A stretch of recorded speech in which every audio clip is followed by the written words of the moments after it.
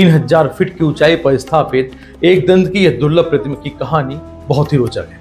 छत्तीसगढ़ के नक्सल प्रभावित दंतेवाड़ा क्षेत्र में हजारों फीट ऊंचाई पहाड़ी पर एक प्राचीन गणेश जी की प्रतिमा स्थापित है, जिसे ढोलकल की पहाड़ियों पर स्थापित यह 6 फीट ऊंची 21.5 फीट चौड़ी ग्रेनाइट पत्थर से निर्मित यह प्रतिमा 3000 फीट की ऊंचाई पर स्थापित है।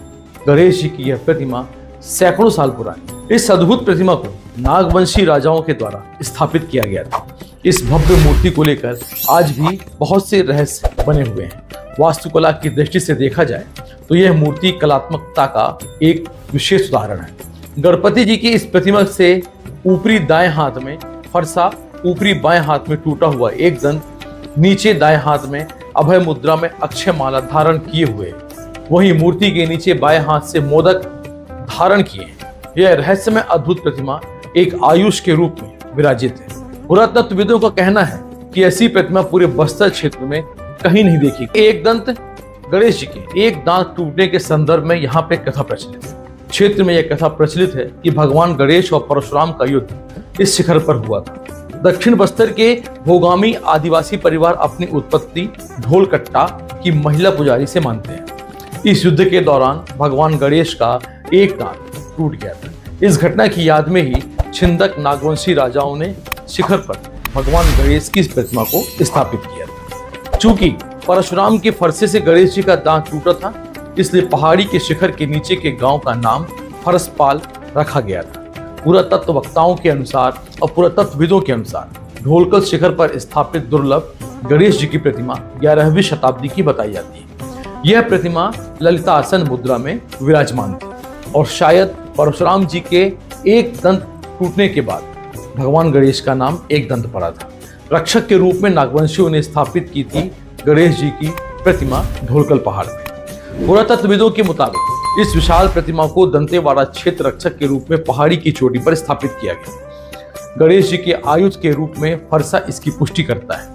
यही कारण है कि उन्हें नागवंशी शासकों ने इतनी ऊंची पहाड़ी पर स्थापित किया। आखिर नागवंशी शासकों ने इसे मूर्ति के निर्माण करते 64 योगी मंदिर ग्वालियर से लगभग 40 किलोमीटर कर दिया और मुरैना से 35 किलोमीटर की दूरी पर नाग का सड़क मार्ग से गणेश जी अपना संतुलन बनाए रहे। ऐसे 64 योगी मंदिर ने जनेऊ में मुरैना सांकल का उपयोग जबलपुर की भेड़ाघाट लोक मान्यता है।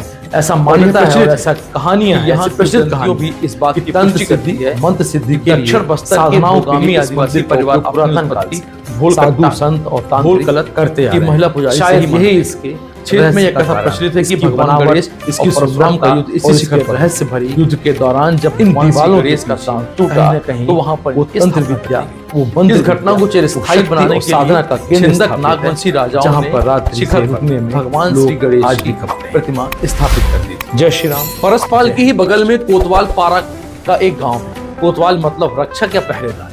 लोग यहाँ गणेश को अपने क्षेत्र का रक्षक मानते हैं। पुराणों में वर्णित कथा के मुताबिक कैलाश स्थित भगवान शंकर के अंतरपुर में प्रवेश करते समय भगवान श्री गणेश जी ने जब परशुराम को रोका तो वह बलपूर्वक अंदर जाने का उन्होंने प्रयास किया। तब गणपति ने उन्हें स्तंभित कर अपनी सूंड में लपेटकर समस्त लोगों का भ्रमण कराया। इसके बाद गोलोक में भगवान श्री कृष्ण का दर्शन कर भूतल पर पटक भी दिया था। चेतना अवस्था में आने पर कुपित परशुराम और गणेश के बीच भूलोक पर युद्ध भी शुरू हुआ था। परशुराम ने फरसे से भगवान श्री गणेश पर प्रहार किया, जिससे गणेश का एक दंत टूटा और वह एक दंत गया। तो यह है भगवान श्री गणेश की जो प्रतिमा है। इस प्रतिमा के दर्शन कैसे होंगे और इन प्रतिमा का नाम ढोलकल कैसे पड़ा, इसके बारे में ढोलकल पहाड़ी दंतेवाड़ा शहर से दंतेवाड़ा शहर से लगभग 22 किलोमीटर की दूरी पर है। कुछ साल पहले यहाँ पुरातत्व विभाग ने इस प्रतिमा को खोजा था। स्थानीय भाषा में इसका मतलब फाल होता है, इससे ढोलकल के दो मतलब निकाले जाते हैं। एक तो ये कि ढोलकल पहाड़ी की वह चोटी जहाँ गणेश प्रतिमा विराजमान है वह बिल्कुल बेलनाकार है और ढोल की तरह ही दिखाई देती है, और वहीं दूसरा ढोल बजाने से दूर तक इसकी आवाज भी सुनाई देती है। आखिर कैसे पहुंचेंगे हम ढोलकल के शिखर तक? दंतेवाड़ा से 22 किलोमीटर दूर ढोलकल शिखर तक पहुंचने के लिए दंतेवाड़ा से करीब 18 किलोमीटर दूर फरसपाल जाना पड़ता है। यहाँ से कोतवाल पारा होकर जामपारा तक पहुंच एक मार्ग बना हुआ है। जामपारा में वाहन खड़ा करना पड़ता है तथा ग्रामीणों के सहयोग से शिखर तक पहुंचा जा सकता है। जामपारा पहाड़ के नीचे स्थित है।